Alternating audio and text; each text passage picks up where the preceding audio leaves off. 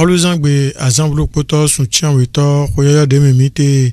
ouais nous jijora woro pojo to agata fekon to ajira kame menamodo jikunde jato jimogbe dewaye to afonu kaka zandoku miyan jikunde deja edo nte to agata felokon menamodo yekun sindorero adusi ati amiume fren sindone ne jikunja fren sinore no pliro miyan sine edo nte fren sinlo ego kaka clôture kato apana doro fren ego clôture titan bo sino hobby o melelo sin wegbe bo renugble bo so clôture aweto bo so renugble fren osu mo lo polo le 2 km biwe renugble te anyway zon EACTV Benin e don sekpo melele nando kan hobby o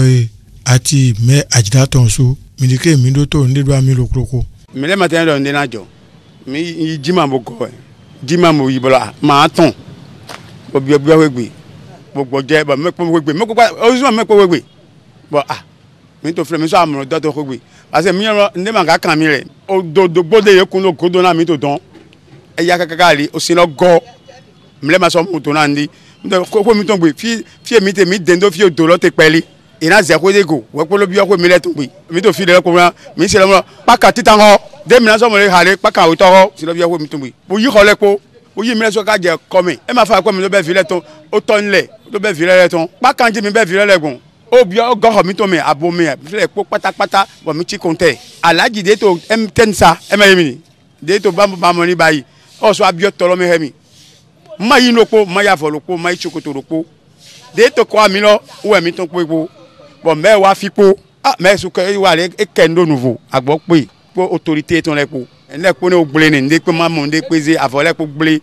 okwa mi ton le yi portable yi mais su nde na ba yi agbasa etongo nlo le po wa yi nukun no mu e ba nde na ba yi na mi bo na nyon na mi bo yi na ba yi krotu mi ton le na mi kiyakiya bo yi na ba le po na mi bo ko mi ton gbele ba yi na mi wo ele suni to mo ba de je do na ele su parce wa yi nukun ton lo mo mama Airatu àwa ndun le mo wà lójú orun mo dùbúlẹ̀ ní ìrọ̀lẹ́ àná lọ́sàn àná ni gbo náà la gbọ́ lẹ́ẹ̀kan náà gbogbo mi bá rọ wọlé gbogbo kan bá gbogbo títí ó débi ìlí ìkan tàǹtà òkúta kó sí ara gbogbo ẹlòmí ti bàjẹ́ aṣọ gbogbo àrí kankan mú ẹlòmí ló tọrọ ẹ̀wù sí mi lọ́rùn ìjọba kó dá kókó rẹ̀ wá lọ́wọ́ kò sí ẹ̀ka fọlọ́run tá a fi lè tún nǹkan wa ṣe. Au fait, tande mo baya yorodai jikuno gba me jikumo no wa le son tande mo un bassin awele do fine tan lo gbon file no ale zondevo donc jikun sortant lo e azombo le bi para compliqué do fi vraiment ogbo kanila to tin lo me fren ogbo le kudo si lo me fren gija nous sou pogble ndani me pon file so si e rempli fi bi complet pour la première fois maman mon copon fi titan de mimoy donc il y a revoir copier ton pont de ngamba et log bon l'onion sinon vraiment ça ne va pas catalogue bi complet ni mon godo donc bi complet ba ni mon fleur mais non me lo laisser en dos ba erreur clôture bo simbio e ho logbe mais de pe ma ho logbe fin di quoi nous me let ton do me oublier parce que mais mon coup bon non. Au fait à holo edo aigba nous on ne peut rien faire une fois de l'on ko jomo din yele su papa yi nu ko toro kun bona revoir copier ton na esi gan ba igbon na esi gan na gan ça dit na ba étude deji c'est que sûr y na ba étude deji bona mo ko bon wo ne parce que jikunde voulait no ti mo ja 3 jours voilà que journée de poge ne ja dine bo le bi pragle ko nu meto le gble kija donc yen ve mais bodo yele sunu wa terrain ji bo apon den lo igbon bona mo technicien aéro ba ele yele sunu wa terrain ji bona yi nu ko to pon ni do ay hade na mo parce que na bayi yana yon de na bayi bon bona go réparer bon le ni wa nene ni do esi gan bayi de dommagement paré na mele c'est bon parce que ndé do mité tant de mité di trop din c'est pas facile à vivre vous voyez c'est pas facile à vivre parce que nous coup de Dieu elle bi jote so donc c'est un peu ça e ka be titan bo jabo ken awe tore wa bero e wa bi okuro gbe po si gidi po bo ho adore bo bi o hoje mi bo hin agbare ko gbre gbadore gbre abokun re gbre soja re afo re mi e tu mi hun mi amonu e gbre re e ma mi wa ton si ni no e bi e gbre kan we gbe o bi re sin ìwé ma de don ya so mele portable re bi se re gbre kan do gbre gbe okwe gbe piso apoma bi eme we gobo fura e ka no mo we ezombo mi do dido apun medina otoga ni bo mi bo jira mi do perebo se ku we to didin alogo dinde e jare bo bom ma so do mere to fire e jare bo bom dem to fi di ma so do ne pepe ba me do mi mo ra no e po egbre se wa wi do bo ma ti ayin mo to tagba no ni no e ka gbe mo yan ba mi bo se ku dinde mi jare je obi jere ma do baba e ma do mere wa to fi ve mi jare mi jare to ganre ore mi bo mi to we ogbe bi mi jare nu e no ba ire ni mi mo porun kunporin ma do do re bobo rando mi bo mi.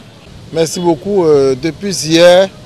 nous avons ya constaté avec le déplacement de tout le conseil communal sur le terrain. Après la pluie d'hier, plusieurs zones sont inondées. Plusieurs zones. Ce n'est pas à Gata seul. Aujourd'hui, nous sommes à Gata. Mais dans l'après-midi d'hier, on a parcouru beaucoup de zones où les populations sont sérieusement inondées.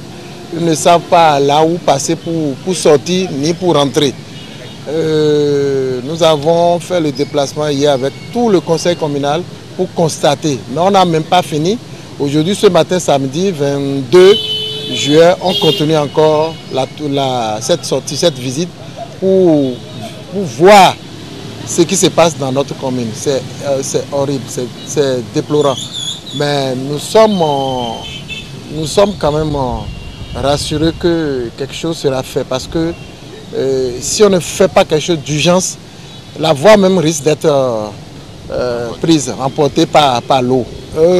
Non, c'est de part et d'autre, dans tous les 6 arrondissements. C'est de part et d'autre. Nous sommes à Gata, mais hier on était à Malawi, on était à Honvier, on était à Djerade. Le centre de santé même Honvier a cédé. Le centre de santé.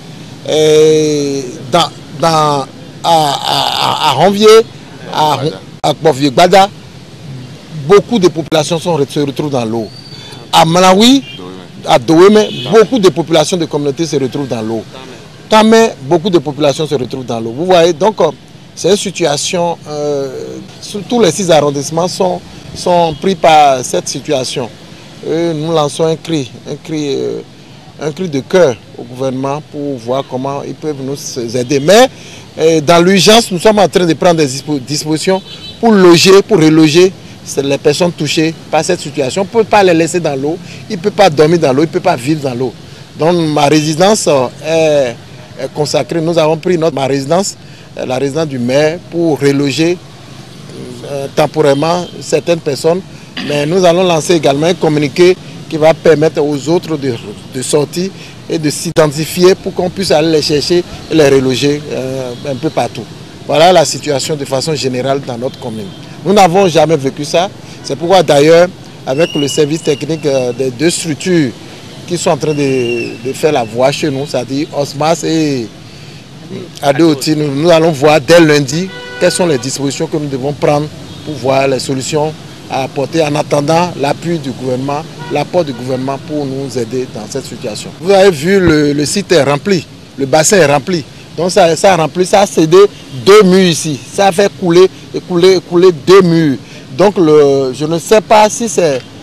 quelle solution nous allons trouver. Moi, je ne suis pas technicien, mais sûrement le service technique des structures